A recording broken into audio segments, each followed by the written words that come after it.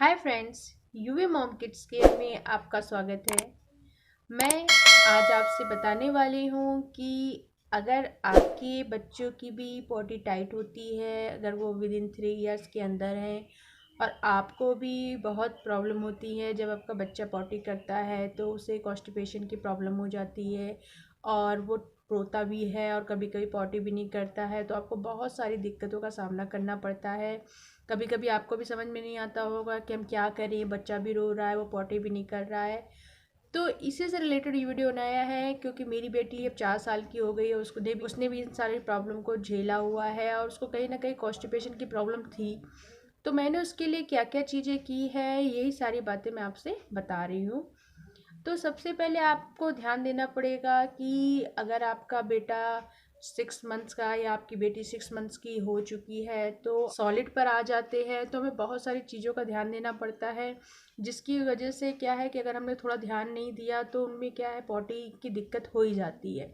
और खासकर 3 साल के अंदर के बच्चों को पॉटी की दिक्कत होती है, उन्हें कॉन्स्टिपेशन की दिक्कत हो ही जाती है, जिससे कि उनकी पॉटी टाइट होती है। क्योंकि अगर उनको हर चीज़ रूटीन में आपने नहीं कराया तो उससे क्या होता है कि बच्चा तो रूटीन में करेगा नहीं, और हम अगर उसे गाइड नहीं करेंगे और हमने भी थोड़ी सी लापरवाही कर दी तो बच्चे के साथ भी प्रॉब्लम हो जाती है।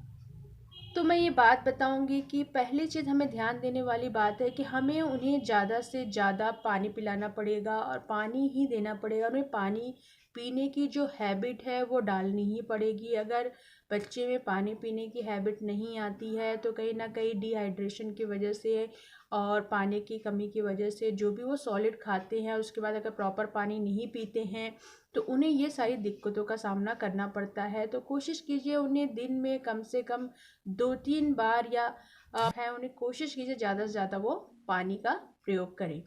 दूसरी बात करूँगी कि अगर आपका बच्चा 3 साल के अंदर है तो कोशिश कीजिए कि बच्चे को जूस का आइटम जैसे कि अंगूर का जूस हो गया या जो जो जूस होते हैं उन्हें ज़्यादा से ज़्यादा प्रेफर कीजिए।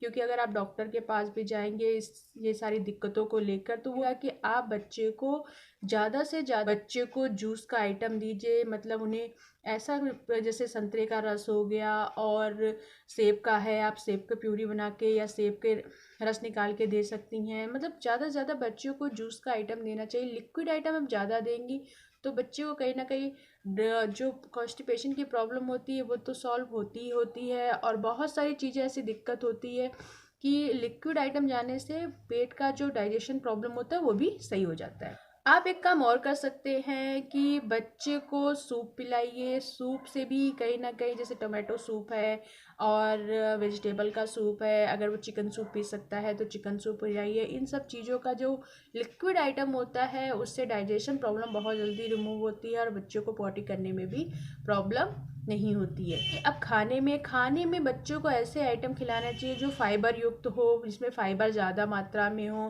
क्योंकि फाइबर युक्त भोजन करने से ही कहीं ना कहीं डाइजेशन की जो प्रॉब्लम होती है दूर होती है और बच्चे को स्मूथ स्टूल आने लगता है। जो टाइट स्टूल आते हैं, मतलब कि टाइट पॉटी आती है। फाइबर युक्त भोजन खिलाएंगे तो आपके बच्चे को डाइजेशन की प्रॉब्लम कभी भी नहीं आएगी। वो ईज़िली 1 या 2 दिन में या डेली करता होगा तो डेली 1 दिन में या 1 दिन में भी पॉटी कर सकता है। अब बात करते हैं कि इसके अलावा अगर बच्चे को बहुत ज़्यादा दिक्कत आती है तो कोशिश करिए रात में बच्चे को थोड़ा सा गुनगुना दूध पिलाइए। आप एक काम कर सकते हैं, गुनगुने दूध में मुनक्का आता है, 1-2 मुनक्के को उबाल के 1-2 मुनक्का डाल दीजिए। मतलब एक बच्चे के हिसाब से आप एक ही मुनक्का डाल के दूध को अच्छे से उबाल दीजिए और वो दूध पिलाइए। तो देखिएगा बच्चे का जो डाइजेशन प्रॉब्लम है वो भी दूर होगा और जो उन्हें पॉटी की दिक्कत आती है, मतलब जो टाइट पॉटी होती है वो भी दूर को भी दूर हो जाएगी।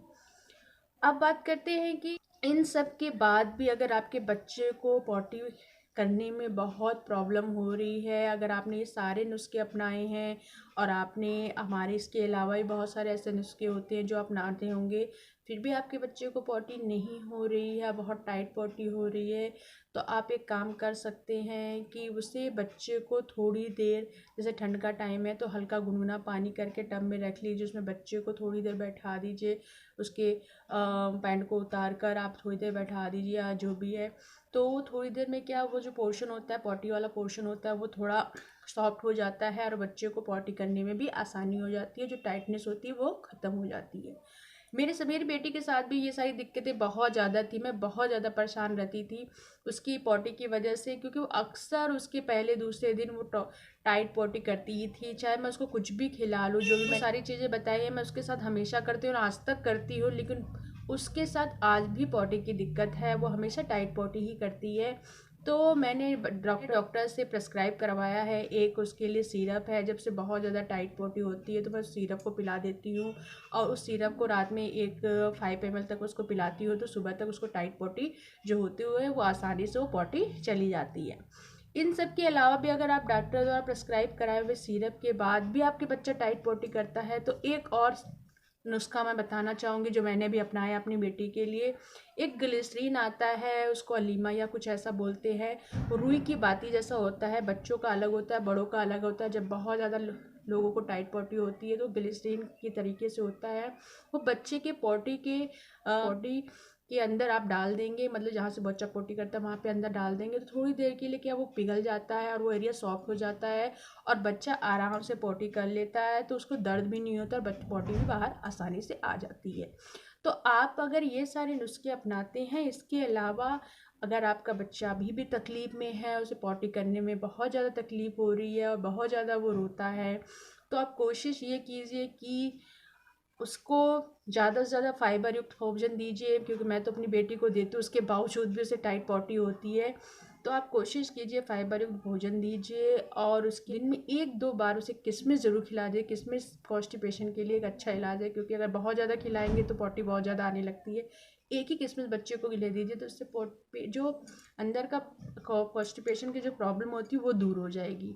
तो ये सारी नुस्खे हैं। पानी तो मस्ट है, बच्चों को पानी पीने की आदत ज़रूर डलानी चाहिए। दूसरी चीज़ मैंने जो बताई है आपको, जूस ज़्यादा से ज़्यादा दीजिए और फाइबर युक्त फूड ही बच्चे को खिलाइए, जंक फूड मत खिलाइएगा। जंक फूड से क्या होता है, कहीं ना कहीं जो चिप्स हुआ है, चॉकलेट हुआ है, मेरी बच्ची भी जिद करती है, लेकिन क्या करें, बच्चों के आगे कुछ कर नहीं सकते हैं। तो मैं भी उसे देती हूँ, तो कभी कदार जैसे कि अल्टरनेट करके या कभी 1 वीक के बाद उसे चॉकलेट दे देती हूँ। तो आप इन सब चीज़ों को अवॉइड करके बच्चे की तकलीफ़ को भी दूर कर सकते हैं, और बहुत ज़्यादा दिक्कत होने पर डॉक्टर के पास ज़रूर जाइएगा और डॉक्टर से प्रेस्क्राइब सिरप ज़रूर करवा लीजिएगा। उस सिरप से ही हेल्प से, और बच्चे की जो मैंने जो ग्लिसरीन बताया है, अगर पॉटी बिल्कुल नहीं कर पा रहा तो ग्लिसरीन आप अपना सकते हैं। तो इन सब चीज़ों को अपना के आप बच्चे की तकलीफ़ को दूर कर सकते हैं और उससे आराम से पॉटी भी हो जाएगी।